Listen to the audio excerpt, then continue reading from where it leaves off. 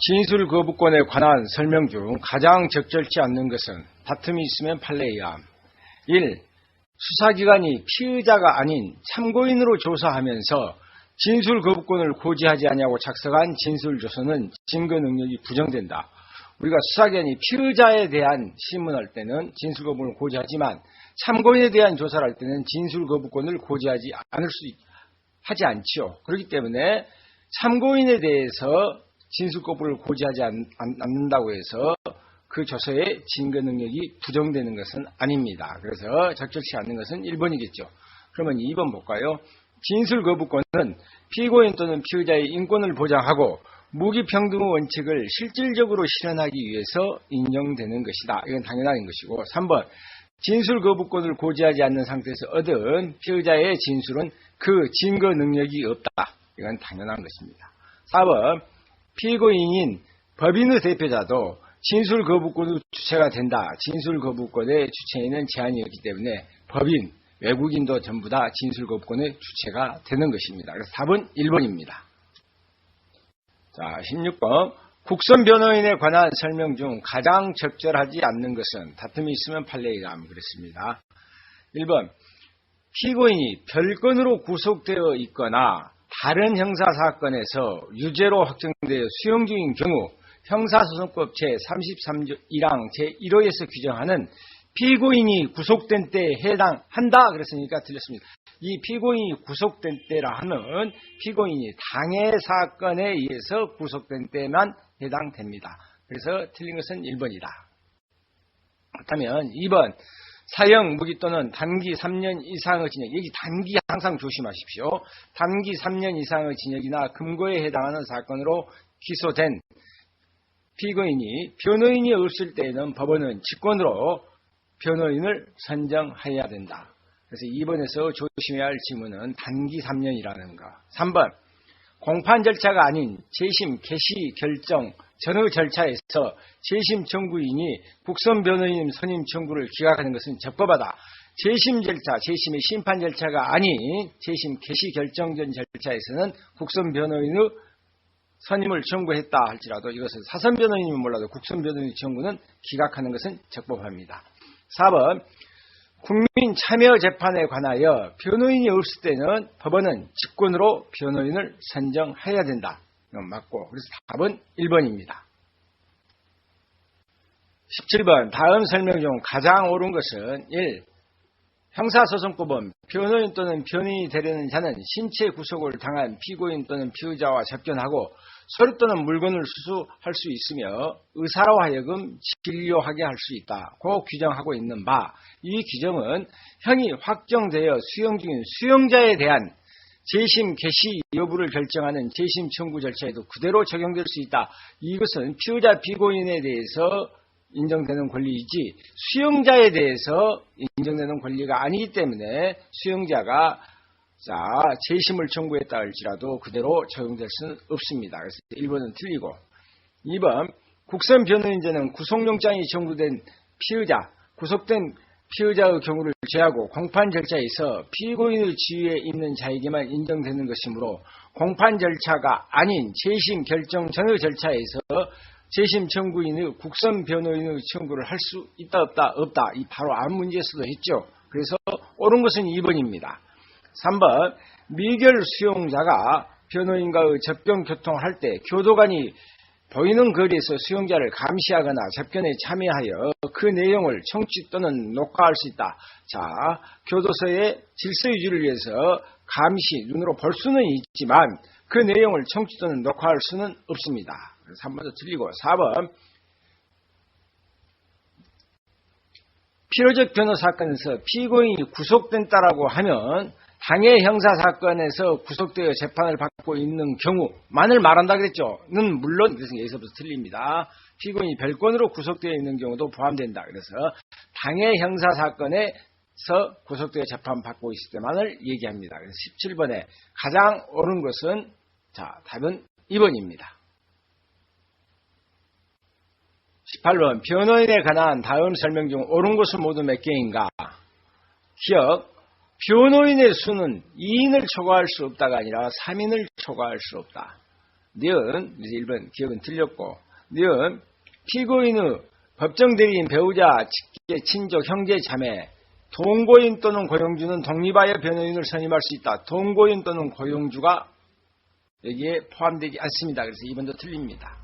지금 피고인은 법원의 국선 변호인 선정에 불복할 수 있다가 아니라 불복할 수 없답니다. 그래서 이것도 틀렸고, 리얼 피고인이 원심 법원에 대하여 자신이 지체, 척주 4급 장애인으로서 국민 기초생활수급자에 해당한다는 소명자를 전부하여 서면으로 형사소송법 제33조 2항에 정한 빈곤을 사유로 한 국선변호인 정부 선정을 하였음에도 원심이 국선변호인을 선정하지 아니한 채 공판 심리를 진행하는 것은 판결에 영향을 미친 위법이 있다. 이건 판례가 위법이 있다 그랬습니다. 4급 장애인으로서. 자, 또 4급 장애인이면서 기초생활수급자며 소명자료도 청구했고, 이 소명자료를 청구하면서 어떤 사유, 빈곤을 사유로 선정을 청구했음으로써 국선변호인을 선정해주라 했음에도 불구하고 국선변호인을 선정하지 아니하고 공판을 심리를 진행하는 것, 이것은 판결에 영향을 미친 위법이 있다. 그래서 옳은 것은 리을입니다.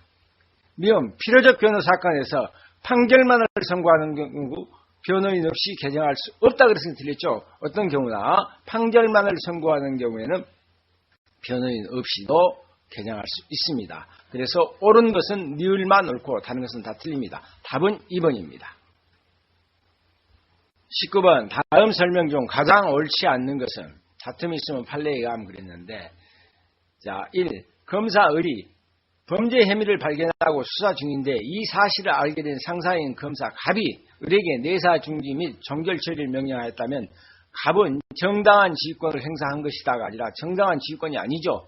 범죄 혐의를 발견하고 수사를 정당하게 하고 있음에도 정당한 업무 수행에 대해서, 자, 상사라 할지라도 내사 중지 및 종결을 명령했다면 정당한 지휘권을 행사한 것으로 볼 수 없습니다. 그래서 1번은 옳지 않는 것이기 때문에 답은 1번이겠죠. 그러면 2번, 검사는 검찰 사무에 관하여 소속 상급자의 지휘 감독에 따른다. 맞고. 3번, 사법경찰관은 범죄 혐의가 있다고 인식될 때에는 수사를 개시 진행해야 된다. 맞고. 4번, 수사기관으로 이하여 진술거부권의 고지 대상이 되는 피의자의 지위는 수사기관이 조사 대상자에 대해서 범죄 혐의를 인정하여 수사를 개시하는 행위를 한 때 인정된다. 그래서 피의자의 지위에 있어야 되겠죠. 이때는 참고인의 지위에 있다면 뭐랍니까? 진술거부권을 고지 안 해도 되겠죠. 그래서 답은, 가장 옳지 않는 것은 답은 1번입니다.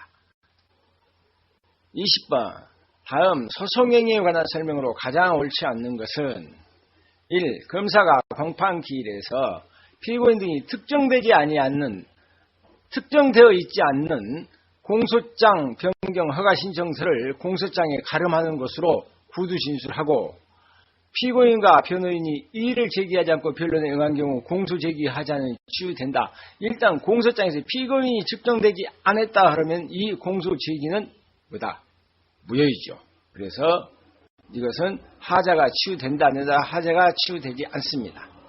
2번, 적용법제의 기재에 어기나 누락이 있는 경우라 할지라도 이로 인하여 피고인의 방어에 실질적 불이익을 주지 않는 한 공소제기 효력이 영향이 없고, 맞습니다. 공소제기 효력이 영향이 없다면 법원으로서도 공소장 변경 절차를 거침없이 곧바로 공소장에 기재되어 있지 않는 법조를 적용할 수 있다. 2번은 맞다. 3번, 변호인 선임 신고서를 제출하지 아니한 변호인이 변호인 명의의 정치재판 청구서만 제출하고 정치재판 청구 기간 경과 후에 뭘 제출했냐? 변호인 선임 신고서를 제출할 때는 정치재판 청구서는 정치재판 청구로서 효력이 있다 없다 언제까지 해야 되냐? 기간 도과 전에 해야 됩니다. 무엇을? 정치재판 청구 기간 내에 선임 신고서를 먼저 내고, 원칙은 선임 신고서를 내고 난 다음에 정치재판 청구서를 제출해야겠죠. 늦어도 같이 제출하든가 기간 전에 제출해야 하는데 기간 후에 하는 것은 정치재판 청구서로서 효력이 없습니다. 4번, 공소장 일본주의에 위배되는 공소 제기라 할지라도 공소장 기재 방식에 관하여 피고인 측에 의의 제기가 없었고 법원도 그대로 공판 절차를 진행하여 증거조사 절차가 마무리되어 법관의 심증 형성이 이루어졌다면 이미 진행된 소송 절차의 효력은 다툴 수 없다. 이것이 바로 다른 말로 하면 이건 절차 유지의 원칙에 의해서 다툴 수 없다 그래야 되겠죠. 그래서 소송행위로서 가장 옳지 않는 것은 그랬으면 답은 1번입니다. 21번 소송행위에 관하여 옳은 것과 옳지 않는 것에 대한 올바르게 조합된 것은 다툼이 있으면 판례에 의한다. 볼까요? 1번 공시송달은 법원 사무관 등이 송달할 서류를 보관하고 그 사유를 법원 게시장에 공시하여야 된다. 최초 공시송달은 공시한 날로부터 2주를 경과하면 그 효력이 생긴다. 최초 공시송달 단 제2의 이후의 공시송달은 5일을 경과하면 그 효력이 생긴다. 그래서 1번은 맞는 얘기입니다. 니은 약식명령에 대한 정식재판 청구권자가 자신이 책임질 수 없는 사유로 정식재판 청구 기간 내에 정식재판 청구를 하지 못할 때는 정식재판 청구권 회복 후 청구를 할 수 있다. 니은도 맞습니다. 디귿 친고죄는 피해자의 고소가 있어야 공소를 제기할 수 있고 공소 제기 후에 고소 추연이 허용되지 아니하고 이는 비친고죄로 기소되었다가 제1심 공판 진행 중 친고죄로 공소장이 변경된 경우도 동일하며 어느 경우든 법원은 검사의 공소 제기 절차가 법률의 규정에 위반하여 무효임을 이유로 공소 기각 판결을 선고해야 된다. 이 디귿 판례를 알아두십시오. 잘. 친고죄는 어찌 됩니까? 언제 공소 제기 시에 고소가 있어야 된다. 그렇죠? 나중에 비친고죄로 했다가 나중에 친고죄로 바꿔졌다 할지라도 이것은 절차의 위반으로서 공소기각 판결 사유에 해당됩니다. 디귿도 맞는 얘기입니다. 리을 변호인 선임 신고서를 제출하지 않은 변호인이 변호인 명의로 정식재판 청구서만 제출하고 형사소송법 453조 1항에 정하는 정식재판 청구 기간 경과 후에 비로소 변호인 선임 신고서를 제출한 경우 변호인 명의로 제출한 이 정식재판 청구서는 적법 유효한 정식재판 청구로서의 효력이 없다. 이 바로 앞 문제에서도 했었죠. 그래서 기억, 니은, 디귿, 리을이 다 옳습니다. 답은 1번입니다. 22번 송달에 관한 다음 설명 중 가장 옳지 않는 것은 1.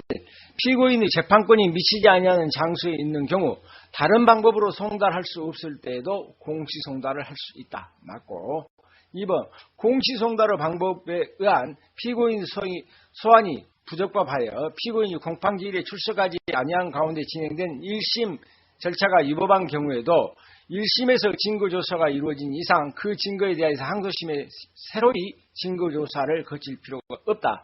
자, 1심에서 피고인이 출석하지 않는 경우에서 이루어졌다. 1심이. 그러면 위법하다. 그러면 1심에서 증거조사가 이루어졌다 할지라도 그 증거는 무효이기 때문에 항소심에서 다시 증거를 조사해야 됩니다. 그래서 옳지 않은 것은 2번이고 3번 주거사무소 또는 송달 영수인 스님을 신고해야 할 자가 그 신고를 하지 아니할 때는 법원 사무관 등은 서류를 우체에 붙이거나 기타의 방법에 의하여 송달할 수 있고 이때 서류를 우체에 붙이는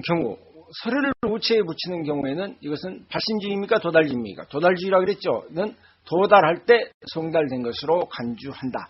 3번도 맞고 4번 교도소 구치소 또는 국가 경찰관의 유치장에 체포 구속되는 유치된 사람에게 할 송달은 교도소, 구치소 또는 국가경찰서의 장에게 한다.